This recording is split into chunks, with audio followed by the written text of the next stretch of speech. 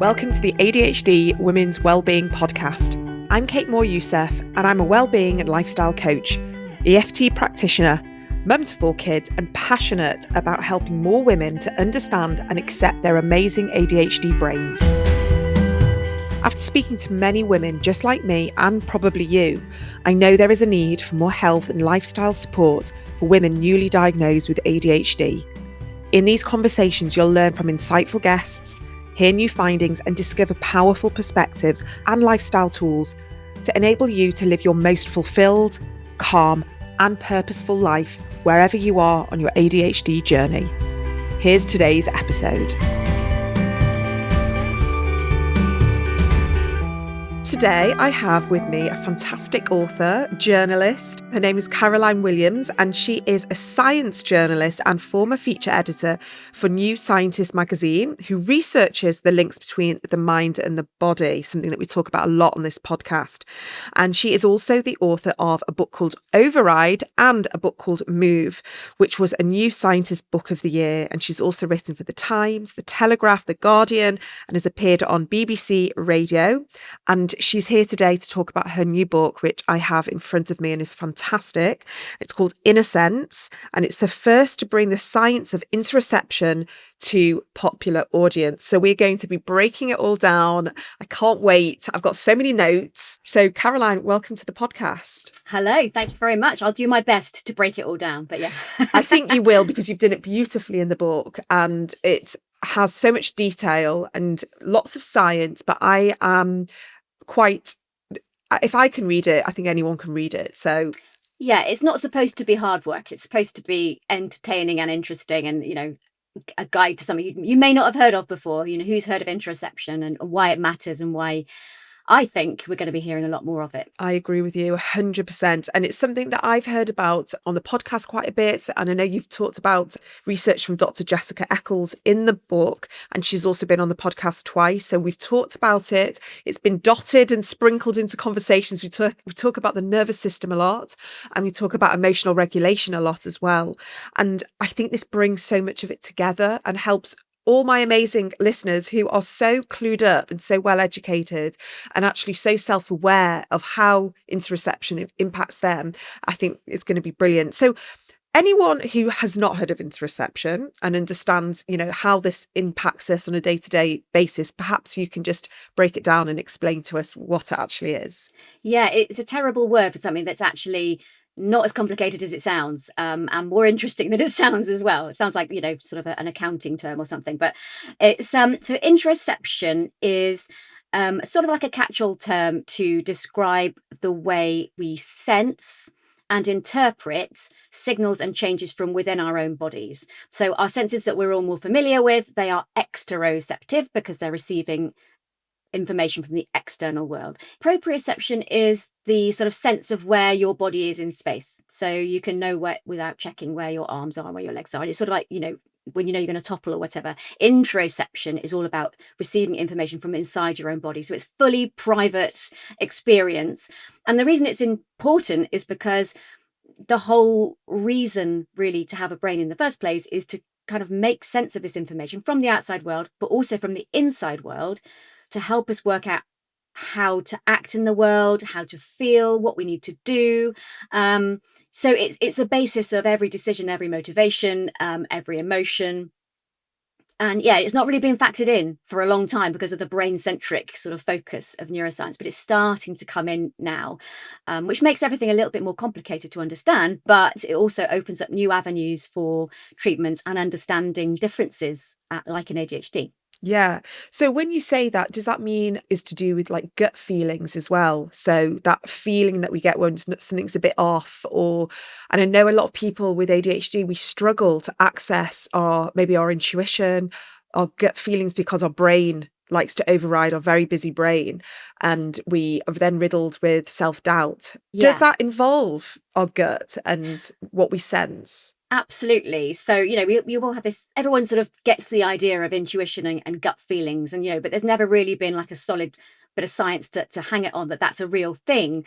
I think of it as there are sort of 3 types of interoceptive signals. So there's the ones that you will never feel, like you can't, it doesn't matter how good you are at sensing your own body, you'll never know what your kidney is doing right now. That's just not going to happen. We're not wired for that.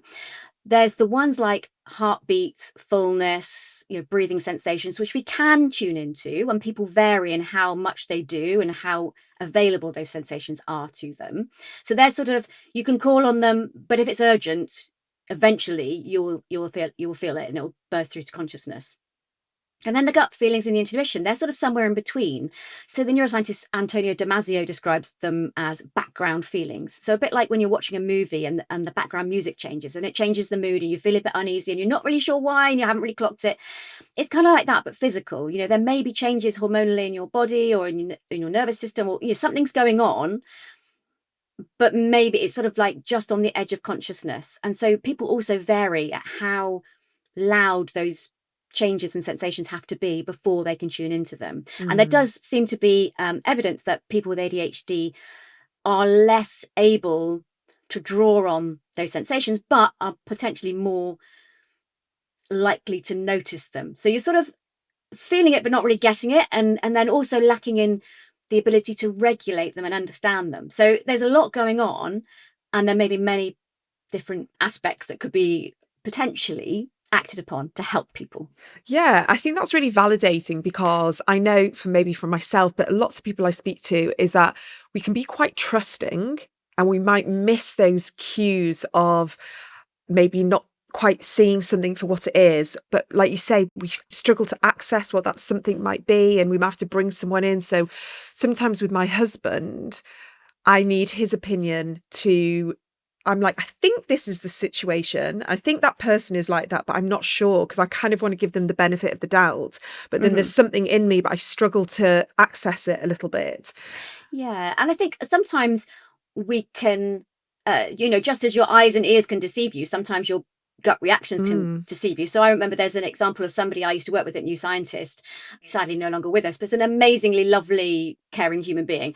But something about him reminded me of somebody I did not get on with. And, let's name it, my stepdad wound me up. And, there was something about him that reminded me of my stepdad. And so I reacted defensively. And, so that my gut feeling was, oh, he's out to get me. That wasn't the case at all. And so sometimes if you don't have access to what's triggering the way you're feeling, then it's very difficult to make sense of that. So, yeah, becoming more aware potentially can be helpful. Yeah, I think to just be able to break this all down and to understand how it can impact us, maybe from sort of more of a physiological perspective of thirst, hunger, needing the toilet, temperature, sensory overload, like all these different things are happening to us every single day. And we are then getting home maybe from wherever we've been, and all that's been coming at us. And we wonder why we shut down, or we can't have a conversation, or we just need to kind of hide away for an hour. And I think when we understand all of this, maybe we've gone into hyperfocus and we've not hydrated, we've not gone to the toilet, all of that. And we've not, because we've been so busy hyperfocusing, we've not noticed our body's cues. And I do think that's very common in the neurodivergent, community. Yeah. But we might not know that's happening and then not understand why we feel the way we are, and Yes. blame ourselves for something. Absolutely. I mean, the whole thing, I was diagnosed with ADHD at 48. So after a lifetime of going, why am I like this? It's nice to know that there's something actually going on. You're not making the whole thing up. But, that sensation of kind of like stopping what you're doing, then going, oh my God, I'm starving. And you've been irritable for an hour, but you've no idea that you were hungry because you were hyper-focusing. But then the thing with interoception is it's tempting to think that what everyone needs is more contact with what's going on.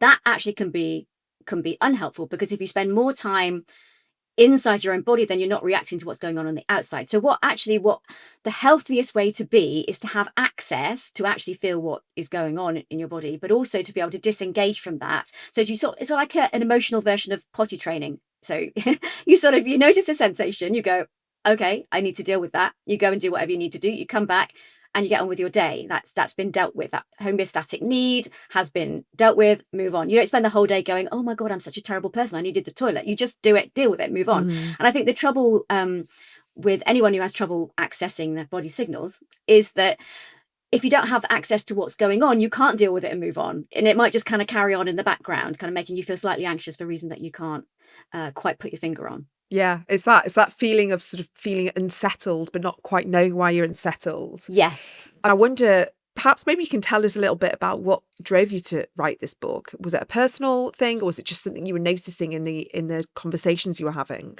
A bit of both, really. I mean, my sort of my books are always personal in some ways, because I started with Override, where I'd noticed as a science journalist that there was a lot of talk about neuroplasticity and change your brain, but I also knew that the science that was coming through suggested that these brain training apps and books and all that wasn't really the way to achieve changing yourself from the inside. It wasn't quite as simple as that. So I thought, okay, well, what should we be doing then? So I went around a bunch of labs and asked them. I chose 5 things, which, looking back, it reads very much like a cry for help from someone who has ADHD undiagnosed and wants to try and work out what the hell to do with their brain. So it was like, how do I improve my attention span? How do I become less anxious? How do I use my creativity more effectively so that I can get ideas on demand, not just at a random point when I can't use them? I know that one well. Why do I keep getting lost? Why am I so rubbish at maths? All these things. And so I went round and sort of tried various sort of interventions. Some of them were more effective than others. The emotional ones were the ones where I got the most success, and also the ones that involved something to do with changing something to do with my body seemed to be the ones that were most interesting. So that, combined with the thought of, okay, I never feel more sensible and I never feel more grounded than after I've done yoga. I never feel more myself than when I'm out walking with the dog. I started to think, well, what is it about movement? There must be more than just endorphins about why moving changes the way you think and feel. And so that's why I got into writing Move, which then led me to interoception, which was also this emerging area of neuroscience that was starting to kind of become talked about in scientific journals and at conferences, but not really known among the general public. And so when I started diving into it, it seemed to offer a new way to tackle some of the most difficult problems that we face in these times, mental health issues, body issues, overeating, undereating, our sort of sense of self and agency in the world, in a very scary world.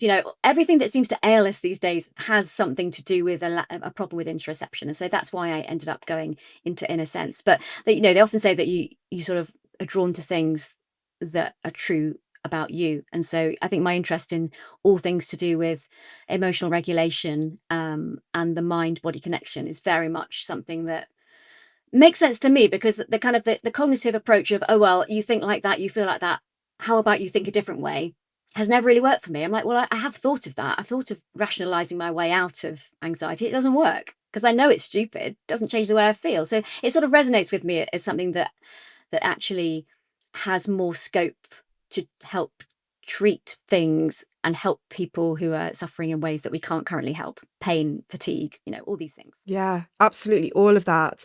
And I think as I have been in this space now for quite a few years, I'm noticing how important it is to have this conversation about the brain body connection and to really hone in on sort of more of the somatic work, because we have all these emotions, like you say, we have this anxiety, we have all these worries, and we need grounding a lot more. And we feel it in our bodies. We feel the palpitations, we feel the jaw, we feel the migraines, we feel everything so acutely in our bodies. I don't know one neurodivergent person that hasn't got physical health conditions, health symptoms with their ADHD. And I know so much of it is connected, and we have to just go. That's why so many people will say, oh, I've only just discovered my ADHD, in my 40s and 50s, and I've been in therapy for 20 years and nothing's helped. It's because just the talking alone doesn't work. We have to ground and move it through our bodies and find ways to check in, create that awareness and notice, and find whatever movement or therapy or anything that works. I mean, I'm very similar to you, Caroline, that I have to do yoga at least once a week. That's my sort of my anchor. I walk the dog every single day.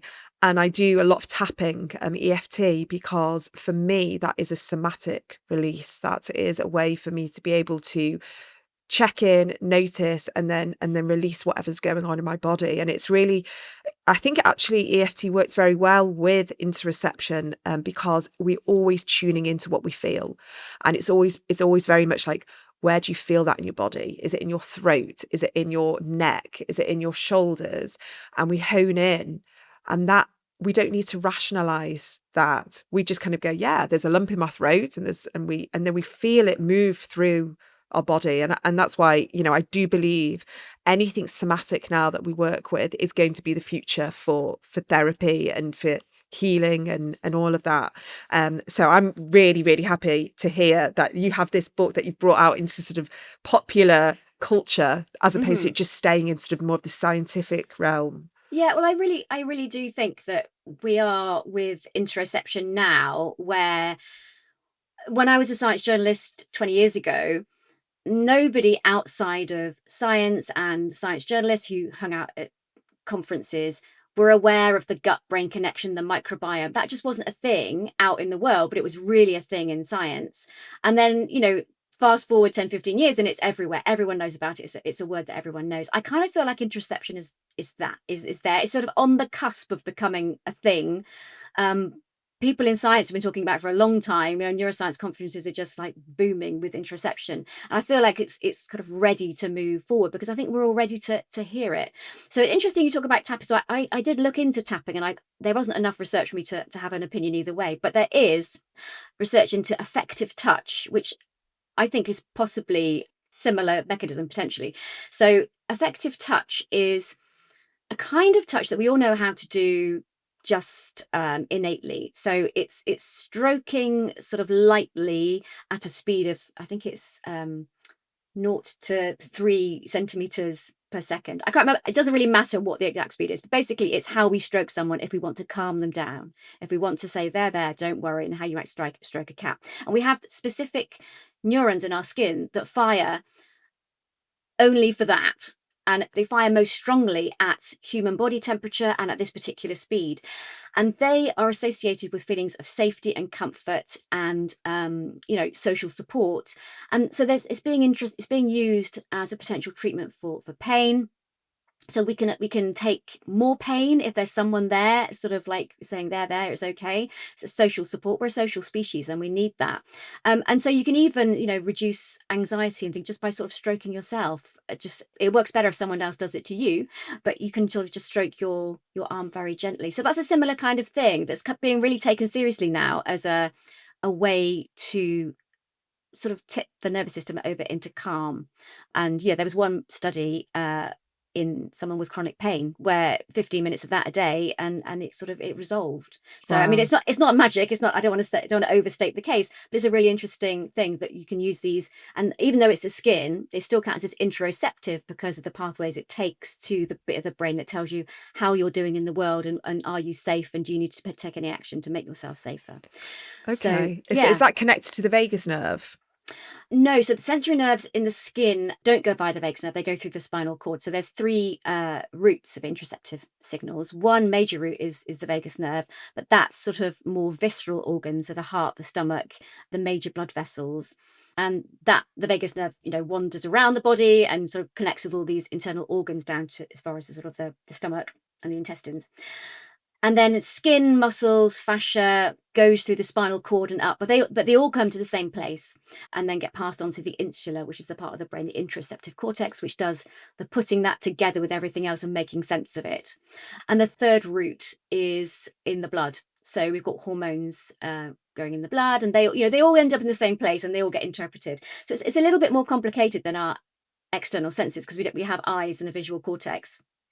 We don't have a fear cortex. We don't have, an organ that tells us when we're scared. It's sort of more of an amalgamation of lots of information that's put together and interpreted by the brain, and then the body updates the brain, and the brain sort of changes its predictions. And it's like very much a back and forth. So when we talk about body-brain connections, it sounds like these things are separate and one's taking information from the other and telling it what to do. It's not. It's very much a cycle. It's very much a back and forth with both. It's like feedback. Yeah, exactly. And it never stops. So, I mean, I'm thinking straight away from sort of like an evolutionary perspective is a baby. Like the minute a baby's born, the skin to skin touch, and that's so powerful. And a child, anyone that we care for that's a child, the stroking and the patting, and straight away it's touch, isn't it? And we don't even Yes. think about it. It's sort of like just innate there for us to stroke a baby and to comfort them. And it's interesting that we don't see that for ourselves. Yeah. And also, I think the important thing about the developmental side is that when we're born, we have these homeostatic needs. So we have these needs for we're hungry, we're cold, we need whatever we need. We can't do anything about it. All we can do is cry and hope that somebody responds with the right thing. And this is how we learn to regulate based on what happens, this kind of back and forth between the carer, and then these systems sort of develop like that. And so as long as it's never going to be perfect, because you don't speak, wow, wow, wow, but as a mother, but you kind of, you do your best. And as long as your parent is good enough at caring and at least helping you regulate, that's how we learn to do this. And this is one of the reasons why early life stress and trauma have a knock-on effect on mental health in later life, because if you're not setting that up, in a healthy way, you're punished for your expressing your needs, so you might then just cut off from those needs, or they're just not being met for whatever reason. Then that doesn't develop properly, which isn't, by the way, the same thing as what some people say is all ADHD is trauma based. I'm not saying that at all, because I think that's not helpful to parents of children with ADHD who feel like they've done something wrong when they haven't, and it's not helpful for people with ADHD who already feel like they're wrong. And it's not necessarily a defect, but all I'm saying is that we learn to regulate through things like social touch and the presence of other people, and that sort of thing. And also in parenting, there's been some studies where if parents can help children verbalize what they're going through, I see that you're very angry at the moment, and sort of do that, then the children's mental health benefits, and so does the parents. So there's a lot less stress in that environment. So just sort of bringing the body in and saying, okay, what are you feeling right now? Okay, what should we do about that? That can be a really useful thing to give kids a skill for life that they can then draw on. Yeah, it goes back to connection and safety. It goes Mhm. back to feeling like you're being heard and you're listened to. I'm genuinely so excited and delighted to finally share that my brand new book, The ADHD Women's Wellbeing Toolkit, is out now. Hooray!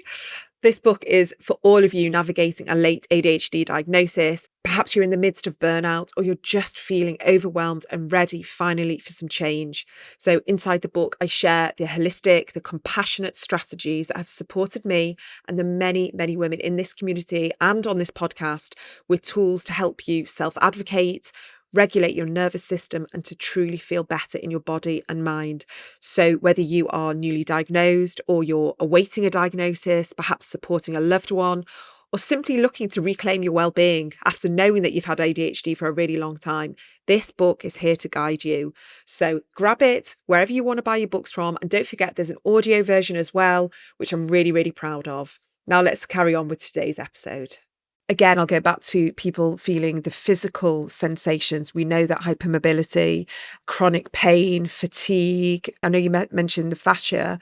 So much of this is connected with neurodivergence, and being able to understand our own body cues. And I liked the word that you used in the book. You said these nebulous feelings that can be really hard to pin down. And it can be really hard for us to understand, okay, why there's that pain again, but why have I got that pain? Where's it Yeah. coming from? Do you think that understanding our interoception is kind of like a bit of a roadmap to what we're experiencing and have experienced, especially with maybe our nervous system as well?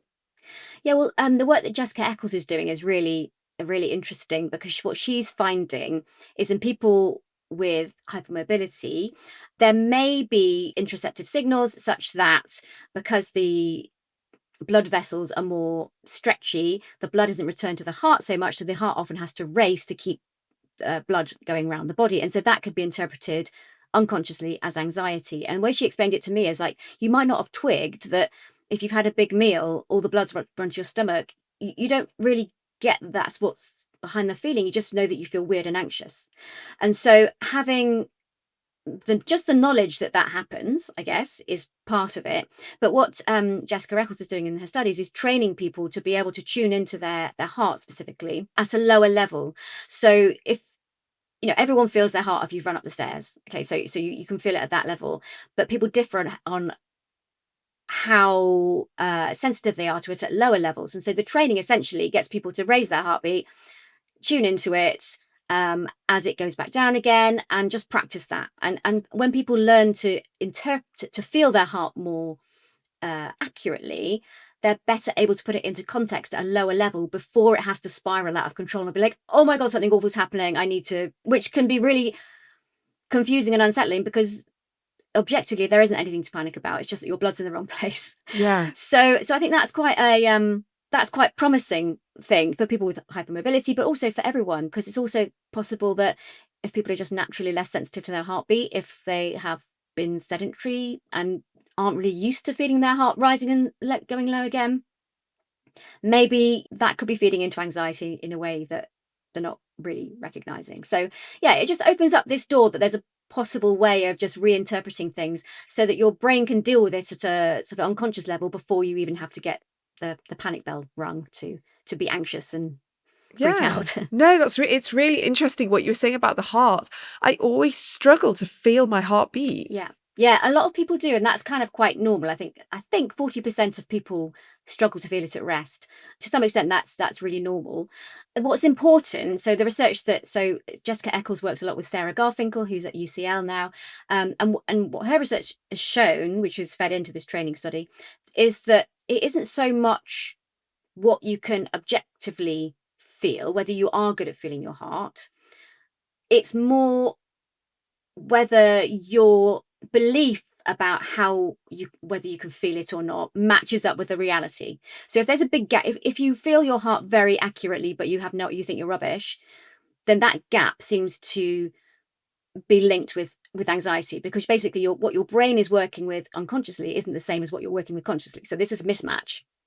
So it causes like a bit of an error signal in the brain, which can come through as anxiety. And the other way around, if you think you can't feel it and you can feel it, if you think you can't feel it, you can't and you can. Yeah, that difference. So what they're trying to do with the training is bring those two things back together so that what you are feeling is what you think you're feeling. So you're working with accurate information. Yeah, and that's validation, isn't it? Yeah, absolutely. And I think it's also important to know that things don't always have to provide an answer to be useful. Like, it's been really helpful for me finding out about rejection sensitivity, for example. So I took part as a volunteer in a study at UCL, Sarah Garfinkel's lab, and a guy called Benedict Greenwood, who's doing the research. So he was looking at social rejection in people with and without ADHD. And so it's this really horrible task I had to do. So it's set up as if you're in an online meeting with people and you've recorded beforehand quite a personal video where you said, the thing I like about myself is this, the thing I'm most proud of is this, really kind of saying things about yourself, the most embarrassing thing that's ever happened to you, whatever. And then those videos are played to strangers and you see somebody else's, and then you have to rate whether you like each other. And then you get to hear afterwards whether or not they liked you. That sounds horrific. It's brutal. And all the time they're kind of measuring your blood pressure, your heart rate, your sort of skin conductance, which is a measure of stress. The initial results that have come out of that study, and it's still being looked at, is that there does seem to be evidence that people with ADHD are more emotionally reactive. So when it feels like it hurts more, it really does hurt more. Yeah. And that to me was really interesting, really validating, because I'm like, well, I'm not oversensitive. It's genuinely, if anyone else felt like this, they would feel the same way as me. And that sort of gives you permission to be a little bit wobbly occasionally when something goes wrong, and just sort of, maybe you need more time to get back on an even keel than other people or whatever. But yeah, so rejection sensitivity does seem to be real. You're not oversensitive. It's potentially in the way that your body reacts to stress potentially more strongly than other people's do. Yeah, I mean, it kind of goes back to, I guess, that theory of back however many hundreds of thousands of years ago, that our genetic makeup was more of the hypervigilant hunter style makeup, where it paid to be very kind of like highly watchful and vigilant and looking out for threat. And however that's morphed into our lifestyle, I don't know. I'm not a researcher, but it makes sense that there is a validation that, because I know from experience and from speaking to other people that when we experience RSD, we feel it in our body. It's not just oh, they hate me and I'm like, now I'm Yeah. internally in my brain sad. It's, oh my God, I can feel it in my neck and my chest and my throat. And it feels like I've been knocked over by a brick. You know what I mean? Like I feel it. And my face goes bright red and all of that. Like it's a whole physiological experience. And so I'm really happy to know that there's evidence and research. I'm hoping that might kind of like tee up with our experiences. I have a feeling it probably will, because I know that people, whether it's perceived or real rejection, we do feel it in our body, and it does take us longer to get over. And sometimes there is a bit of recovery that we need to do around that. Yeah. So I think so some of the research suggests that not only are people more sensitive, to these kind of like rejections, but also the self-regulation isn't there. So you've got a double whammy. You've got the body going, ah, and the ability to go, okay, so that person maybe doesn't like you. Does it really matter? Get on with your day. Is not as good as it might be. My experience of it is slightly different to yours. I just go into total shutdown and hide under a blanket. That's my go-to. My toxic coping strategy is to hide. And I suppose, evolutionarily, that's not very useful at all. But, in terms of a group, you do want somebody in the group who's hypersensitive to, some kind of war breaking out. You don't want everyone to be like that, otherwise it'll be chaos. But so it's nice to know that we're good team players, but it doesn't make it any easier to be that person who's the, I don't know, antenna for perceived rejection. Yeah. So as we sort of finish, do you have any sort of practical tools for people to do these check-ins or to tune in so they can be more aware of their own interoception? Do you do anything that is quite easy to do on a daily basis? Yeah, well, the training study that they're doing with Jessica Eccles and Sarah Garfinkel, I mean, they're working on an app that hopefully will arrive at some point, but it's really quite easy enough to sort of do some of it at least. So this morning I was walking the dog, I walked him up a hill, got my heart rate going, and then I sat at the top of the hill, there's a little bench, and sort of tried to tune into my heart as it goes down to normal. It was slightly scuppered by the dog barking at me this morning because he got impatient and wanted to move on. But anyway, but that's something you can do quite easily. Just do or add on to some exercise you already do. Come home from a run before you start the stretches. Maybe just feel what's going on in your heart as it sort of goes back to normal. Meditation is particularly somatic based meditations. So whether that's a body scan, or there are a few out there that ask you to sort of go inward and notice any places of tension, any places of ease, and sort of like just to interrogate that.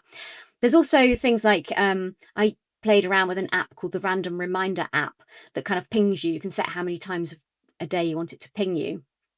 And it would just say, tune in or interoception. And then it would just remind you to kind of go, oh, okay, how am I feeling right now? And that might just be like, okay, what do I need? Maybe I just need a cup of tea. Maybe I need a stretch. Maybe I need a quick walk. Maybe I'm hungry. But just having that external trigger to say, okay, just notice you have a body and ask what it needs briefly can be quite useful.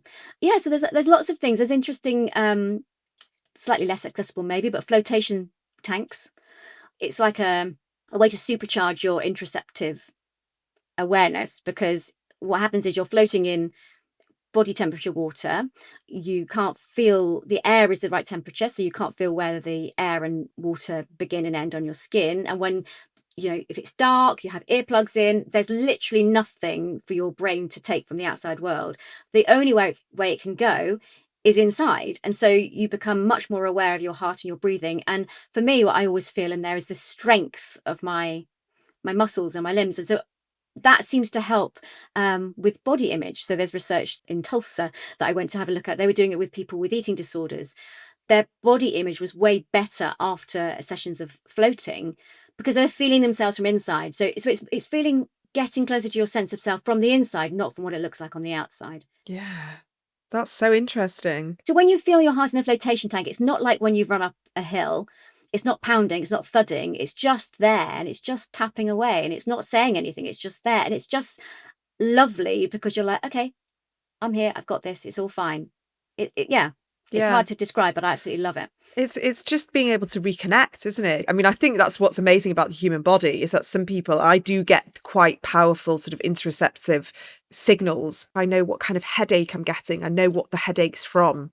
I know if it's like been on tech too long, if I need to put my glasses on, if I'm overwhelmed. I kind of I get what's going on there. And I also notice the different types of ache I get in my back, whether it's a stress ache or whether it's I need to move ache.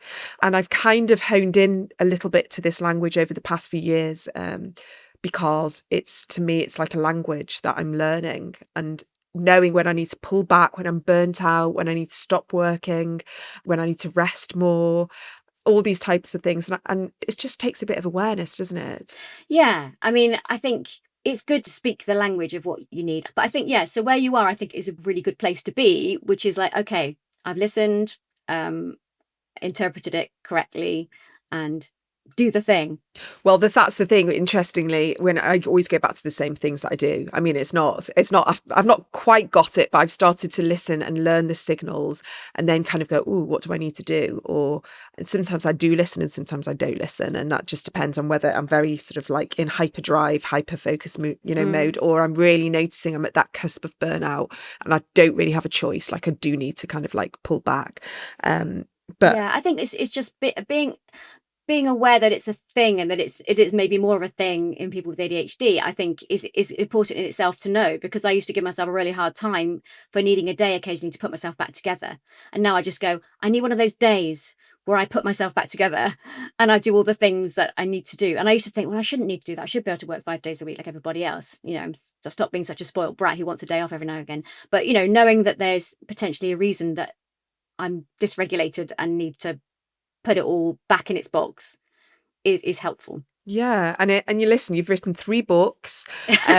You clearly are, when you work hard, and I know you travelled for this book and all sorts. So I think we definitely need to be giving ourselves lots of compassion for having those moments where we do need, because what you've given to the world is amazing. And so you do need 100%, you're worthy of that rest and that. Yes. Thank you. I'll take it. Writing this book was a lot easier, seeing as I had the diagnosis and the treatment came along during the writing of this book. So, people have always said to me before, well, how can you possibly have ADHD? You've written books, no one who writes books, well, yeah. And now I can still do it. It's just that I hate myself slightly less when I'm doing it. And I don't do it in an hour a day and the other 7 hours banging my head off a desk. It's just a little bit more a sane way of working. I'm really glad to hear it. Yeah. Hopefully. Yeah. I mean, I wrote my book knowing fully that I had ADHD and leaned into the whole ADHD thing. And thank God I did, because if I didn't have that awareness, it would have been a very, very different story. I think your book deserves that space for you to really get it out there and for more people to understand this. So, and I will make sure that all the links of your books are in the show notes, and so people can buy it straight away. I just want to thank you so much. It's been a really fascinating conversation. Honestly, I've really loved it and I've really enjoyed reading the book. And I think that as we get more aware and understand these concepts more, it is going to filter out and become just something that we talk about. The same way, 5 years ago, people weren't talking about neurodivergence the way they are. Mm-hmm. It's going to become a lot more common. So you, I think, have paved the way. So thank you very much. I hope so. Well, thank you very much for having me. It's been great to chat. I always like chatting to one of us. It feels like, there's an understanding, I think. Thank you, Caroline. Thank you so much.